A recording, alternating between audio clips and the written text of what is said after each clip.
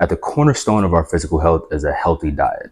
Now, you can spend years and years scavenging the World Wide Web to learn everything there is to know about just about every diet that's out there. And to be honest, you probably still wouldn't get through all of the content that there is.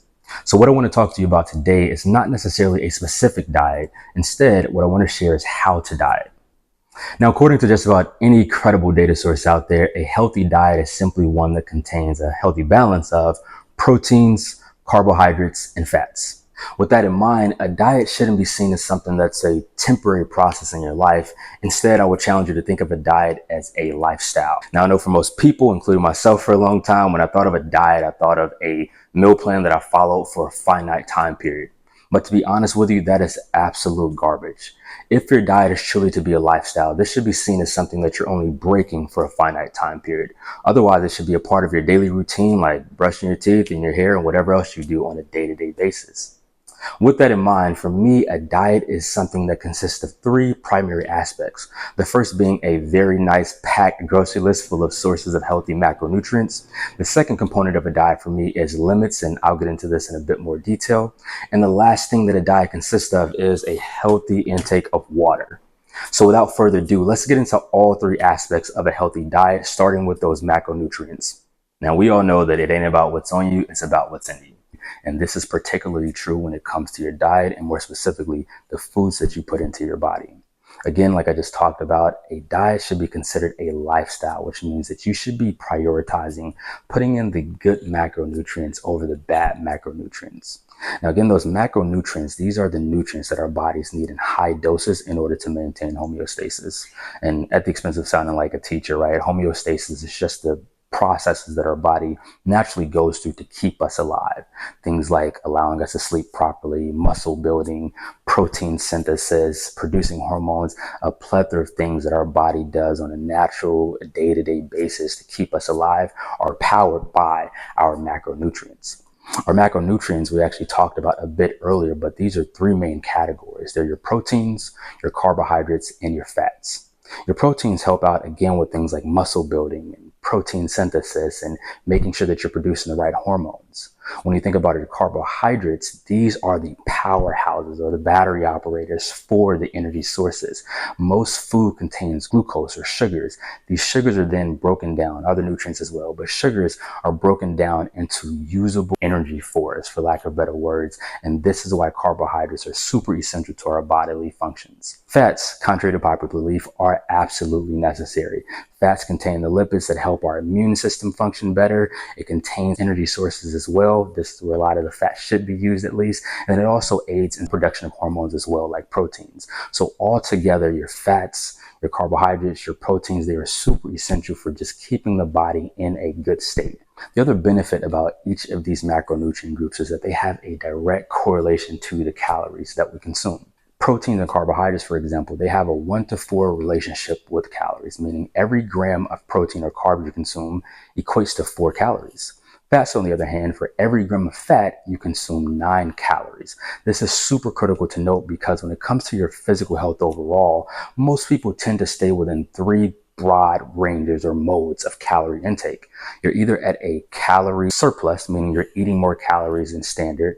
You're at a calorie minimum, meaning you just want to meet the calorie needs that your body has, right? The calories that you're burning need to be met with the same amount of calories consumed in a day. Or you are at a calorie deficit. So if you're ever thinking about losing weight or, taking off some fat, you're generally going to eat at a calorie deficit, getting less calories, call it at minimum need to burn. Now, this is key to note because no matter where you are in that mode of calorie intakes, it is super critical to monitor your macronutrients.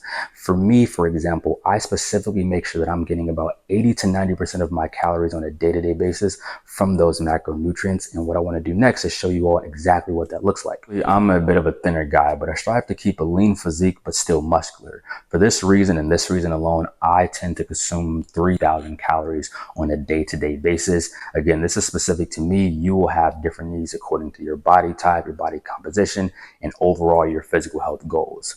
I work out every day, which is also another reason why I need to make sure that I'm consuming more than the daily standard, which is about 2,200 to 2,500 for men. So that just keeps me at my best sort of shape because I'm burning a little bit more calories than I normally would by not working out every day. So to start with the protein, because I desire to stay within about 170 to 170 pounds, conventional wisdom would probably tell you that you need about zero point 0.8 grams of protein for every pound of weight that you desire to be at.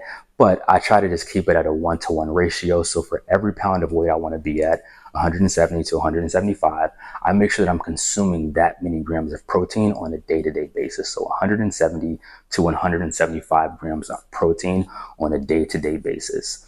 Again, if you go back to the equation we talked about, there's a 1-to-4 ratio of grams of protein to calories. This means that between 170 to 175 grams of protein times 4, that equates to 680 to about 700 calories that I'm getting just from my protein. Now, carbs, this is an interesting topic because there has been a long-standing debate in the physical fitness world about just how necessary carbs are. So again, for me, as we talked about, carbohydrates are excellent sources of energy, specifically good carbohydrates. I try to get these from things like my fruits, my vegetables, my nuts and seeds and whole grains. And because of that, I tend to consume about 50% of my calorie intake in just carbs. So that would be about 1,500 grams of carbs per day to make sure that I'm meeting my goal of 3,000 calories.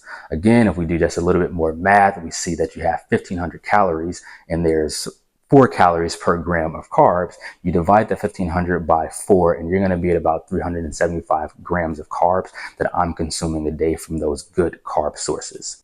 Now, I probably didn't mention it earlier, but those clean sources of protein, by the way, are things like your lean meats, eggs, lentils, fishes are good sources of protein.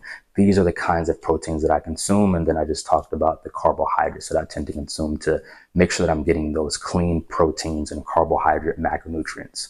So there you have it. Just with my protein intake and my carbohydrate intake, if you do the math, the 1,500 calories that I need from carbs and the 700 calories that I need from my protein, or I get from my protein rather, I'm already at about 2,200 calories for my daily average. And this leads me to the next topic and the last topic of fats, which are essential.